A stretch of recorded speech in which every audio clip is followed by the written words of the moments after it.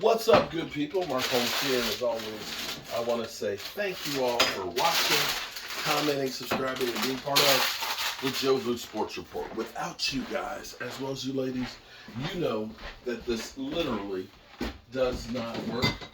Hope everybody is having a great Saturday. But today, friends, is actually my anniversary. And so I'm doing a little bit of work here because planning is key on anything. Okay, so this is what we're doing. Okay, so make a long story short, me and my wife have been married for 19 years, but this is actually the 20-year anniversary of us actually beginning to get together. So we actually knew each other 18 years before, so we've known each other almost 40 years. Yeah, I'm that old, because I know a lot of y'all ain't even 40 years old. We went to school together at JMU, but it took me 18 years to finally wear her down. So what I'm doing is we're going to be going out to dinner, leaving in about an hour and a half. It's going to be an early dinner at a great steakhouse and stuff in DC, which will be fun. But what I'm going to do, I've got a couple of things. Okay, I'm trying to be smooth. Here. Now, you know, most guys say get her some flowers. Well, flowers are nice, but see, the flowers don't last long. So I actually have this beautiful. Look at this orchid. See, the nice thing about the orchid is you just put in a couple of cubes of ice in there, let them slowly melt, and this thing will, if you take care of it, come back next year and bloom again. She can put this up in her office, she can look at that, and she can remember this evening. Of course, the Menage a Trois champagne, her favorite. So I'm going to set this on the table down here like that. I got one that's in the fridge because she likes champagne. I can't stand champagne. It gives me a headache. She likes champagne. But what we'll do is we'll go out to dinner. We'll come back. We'll do one of our favorite things. Watch a movie. You know it drives me crazy watching movies because I just need to have stuff to do. But planning ahead, you got to have some fruit and stuff to snack on. So I got some pineapple, some fresh fruit, pineapple, some strawberries, and some nice sweet grapes. Ooh. So grapes and wine and champagne, they go together. Now, I got some nice crackers to go with it because you got to have crackers. And because I'm a man and like meat, got some pepperoni, got some spicy dry salmi and Genoa salami that'll go with the pepper jack cheese, cheddar cheese, and Gouda cheese. And then I got crackers. Oh, but wait, there's more. I'm going to tell you that, look, dudes, this is the secret, man. This is the secret. This shit here is like crack. Oh, nothing but cake. Look at red velvet cake.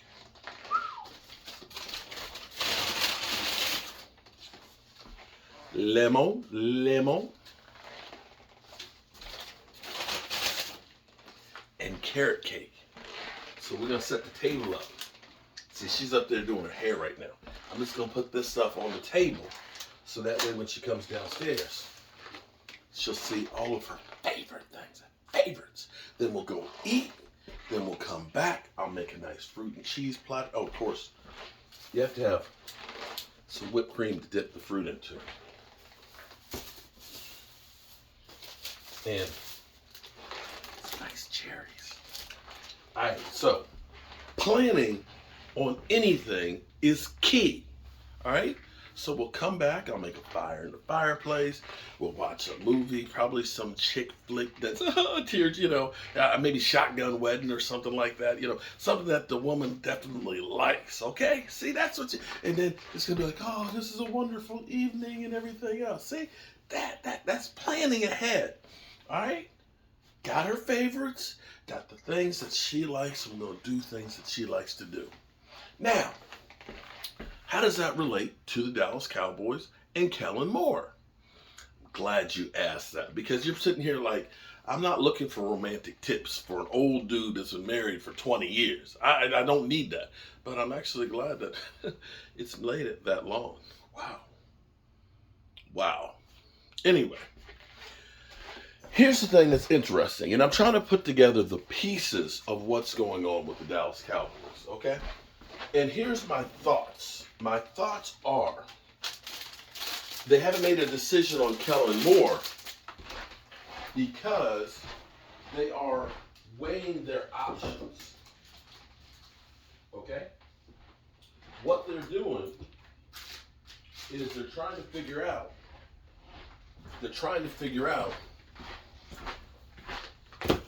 you can't just go ahead and say get rid of Kellen Moore without having another plan, right? Planning is key. And so the Cowboys having not made a decision just yet means they're contemplating what is the solution. Okay?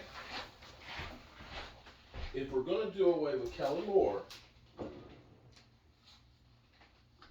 what are we going to do that's going to be better? Because that's the bottom line. And it's kind of like leaving a job before you get another job. You don't do that. You don't do, at least not me, being old. You want to make sure that if I'm going to get rid of Kellen Moore, what can I do that's going to be better? Right? And bottom line is, you don't want to get rid of Kellen Moore and then end up getting somebody who's worse.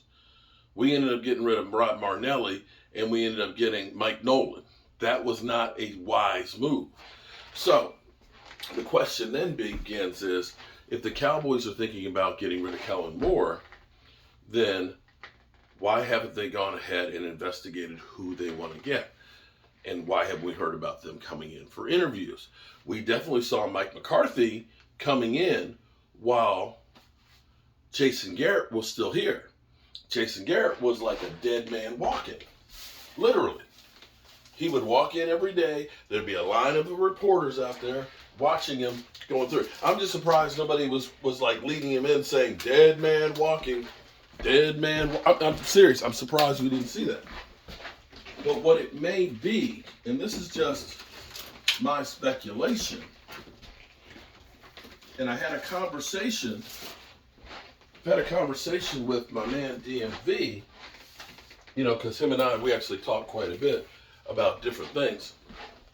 And the thought may be, is maybe it's because somebody that they're interested in is still coaching right now. And you're waiting till after they're freed up to speak with them. Now, here's the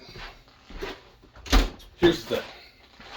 Generally speaking, a coach is not going to leave a position to be a lateral move. You're not going to get a guy who's an offensive coordinator to leave that job on his own accord to become your offensive coordinator. It usually doesn't happen. Unless they're fired from that job, then they'd be happy to come over to be your offensive coordinator and it being a lateral move. But if they're not relieved of their duty or not asked to come back, generally speaking, they're not going to just leave that for a lateral move. So if you're talking about somebody that you may be interested in being your offensive coordinator, they're probably a quarterback coach or a offensive, quality control guy, or somebody of that guild that you want to bring up to become your offensive coordinator. I think one of the problems with Kellen Moore, when you think about Sean McVay, when you think about Kyle Shanahan, they have been guys that from a young age have gone through the whole system. Kyle Shanahan, he was there in Denver, with his dad being the head coach. They both paid penance with the Commanders. Kyle Shanahan was working under Dan Quinn in Atlanta. They have experience with multiple teams, winning and losing teams. Sean McVay was down in Tampa, with John Gruden and things like that. So you look at that and say, with the resume, the experiences that they have, they can draw on to coach a team. So here's the problem. When you look at, say, Jason Garrett, who was the backup, of course, to Troy Aikman and then went to New York and was a backup quarterback there, was a quarterback's coach for 1 year under Nick Saban. He immediately was hired by the Cowboys to be offensive coordinator, and then in 2 years is hired as the head coach. Not a lot of experience to draw. When you think of Kellen Moore, sorry, I just want a little snack. I'm trying not to eat too much before we go out to dinner, but I need a snack, and I absolutely positively love this ghost pepper cheese. So I'm gonna get me a couple slices. So you think of Kellen Moore. Kellen Moore, Boise State, quarterback. Then goes to the Lions under Scott Linehan. Is a backup quarterback for the Cowboys and Dak Prescott's peer. So Kellen Moore's experiences are being part of the Lions, Jason Garrett, Scott Linehan. There's no other experience to his resume. There's nothing else to fall back on to say, I've experienced. And herein lies the problem. You are a product of your environment. Now, I know that that's my wife's favorite champagne. I know that I gave her an orchid a few years back that's still growing in her office. That's one of the things that she loves. I know the nothing but cakes.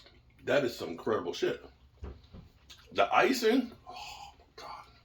I could just have a bowl of the icing. I know these things because I've experienced it with her. I've learned over the years the things that she likes. The problem for Kellen Moore is he doesn't have that much experience to do something different. So my thinking is the Cowboys aren't so much weighing whether or not to keep Kellen Moore as much as they're weighing who can be replacing him. And I think one of the people that might be out there that they're looking at too is right here, right now. And that is Brian Schottenheimer. Brian Schottenheimer, again, a guy who's had experience, of course, with the running the football because of his father, ended up having records with Russell Wilson when he was the offensive coordinator with Seattle. The Cowboys may be looking at that as one of them. Nussmeier, the Cowboys like to hire from within, may be another one that they're looking at as well, or outside the building with one of these position coaches that are currently with a team that's playing. So I would say, or hope, that everything is on the table for the Cowboys to fix their problems. All right? So, in the meantime, I'm going to go and finish putting this stuff away. So that way I have a nice evening with my wife and get ready to go get cleaned up to go out to dinner. Hope you are having a wonderful, wonderful day. And I'll see you later.